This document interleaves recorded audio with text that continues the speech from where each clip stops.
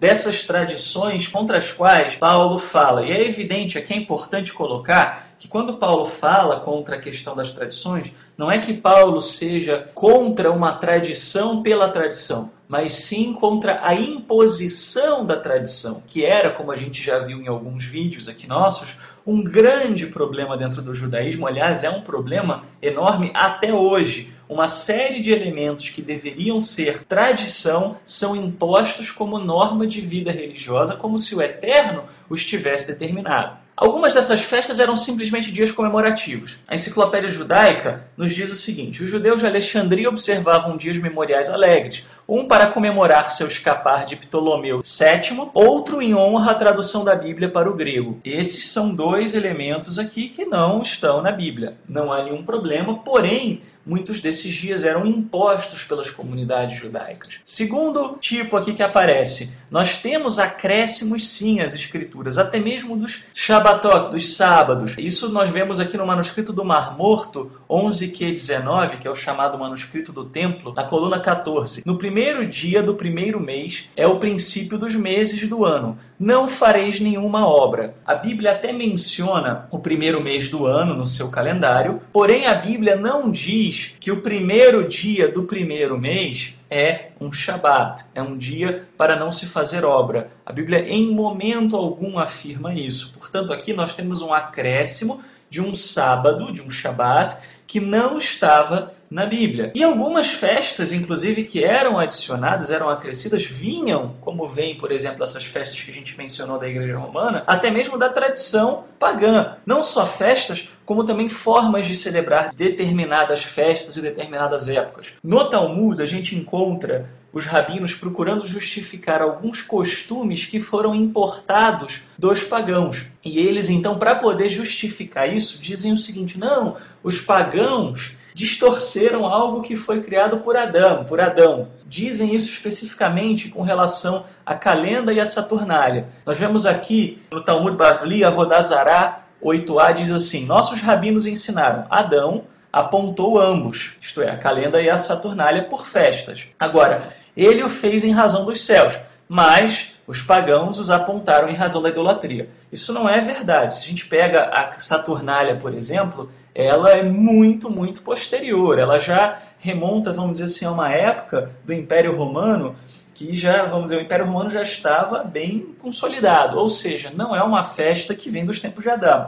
E segundo, isso daqui, obviamente, é um pretexto para se celebrar uma festa pagã. O que a gente percebe com isso é o seguinte: essas festas estavam sendo utilizadas e impostas nas comunidades judaicas e havia uma grande confusão com relação a elas, porque elas eram colocadas como festas obrigatórias e não eram festas bíblicas. E é justamente essas tradições humanas, algumas até boas tradições, se não fossem impostas, outras tradições que contradizem a Bíblia, contra essas tradições impostas sobre os seguidores de Yeshua, é que Paulo fala claramente. Vejamos agora o terceiro motivo pelo qual celebrar as festas bíblicas é algo importante. As festas bíblicas falam da obra de Yeshua. Vamos ver um exemplo de como isso acontece. Vamos pegar então a festa dos tabernáculos. A Bíblia diz o seguinte sobre a festa dos tabernáculos, em Vaikra, Levítico 23, 41, 42. E celebrareis esta festa ao Senhor por 7 dias cada ano. Estatuto perpétuo é pelas vossas gerações. No mês 7º a celebrareis. 7 dias habitareis em tendas. Além disso, a Mishnah, ela relata o seguinte costume sobre a festa dos tabernáculos. E candelabros dourados eram postos com 4 cubas douradas no topo. Os candelabros tinham 50 cúbitos de altura e do monte do templo alcançavam toda Jerusalém. Isso está em Sucá 5:2. A festa de tabernáculos é também conhecida como festa de luzes. Então, essa coisa de iluminação era muito presente. Isso acontecia principalmente na cerimônia da libação, que era uma cerimônia associada à salvação. Como salvação e luz estão intrinsecamente associados, havia então essa prática. Então começava com o templo, os sacerdotes colocavam esses candelabros no templo e iluminavam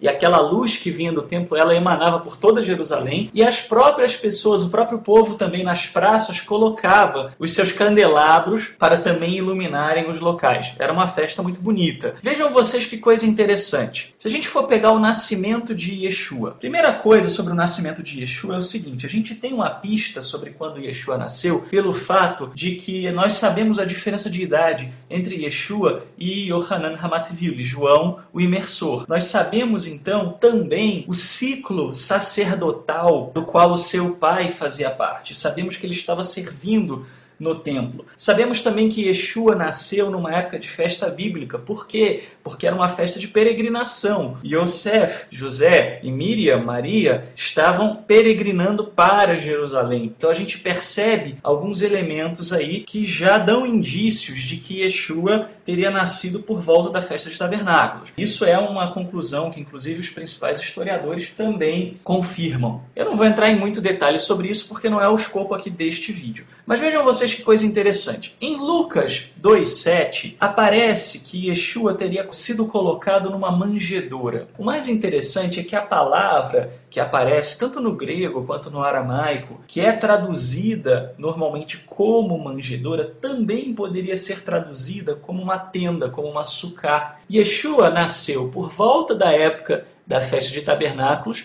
e é posto num local que pode ser traduzido como tenda. Então aqui fica muito claro que na realidade Yeshua não foi posto numa manjedoura, mas foi posto numa sucá. Olha só que coisa interessante. Se a gente pega esses elementos da festa de tabernáculos e a gente vai ler João 1, Yohanan, Aleph, a gente percebe o seguinte: que João estava fazendo um estudo em cima da festa de tabernáculos quando ele fala do nascimento de Yeshua. Por quê? Ele fala que o verbo tabernaculou, a palavra que em algumas traduções aparece como habitou, é tabernaculou entre nós. Então vejam vocês que coisa interessante, né? Tem a ver justamente com a festa de tabernáculos. Nós vemos também que Yohanan, que João, ele usa a palavra verbo e usa também a palavra luz nesse mesmo capítulo para se referir a Yeshua. Quais são os dois elementos aqui na festa de tabernáculos? Nós tabernaculamos com o Eterno, ou podemos dizer o Eterno tabernaculando em nosso meio, e a luz, porque era uma festa de iluminação. Pense você em Jerusalém, naquela escuridão, o monte do templo ficava mais acima, tinha uma panorâmica da cidade, de repente aquela luz do candelabro do templo brilhava sobre as trevas de Jerusalém. E é exatamente essa imagem que Yohanan, que João constrói quando ele fala do nascimento de Yeshua. Essa é simplesmente uma conexão bem light, bem breve das festas bíblicas com Yeshua. Existem outras muito mais profundas do que isso, que eu encorajo então o telespectador a procurar e estudar. Quarto motivo pelo qual as festas bíblicas são importantes.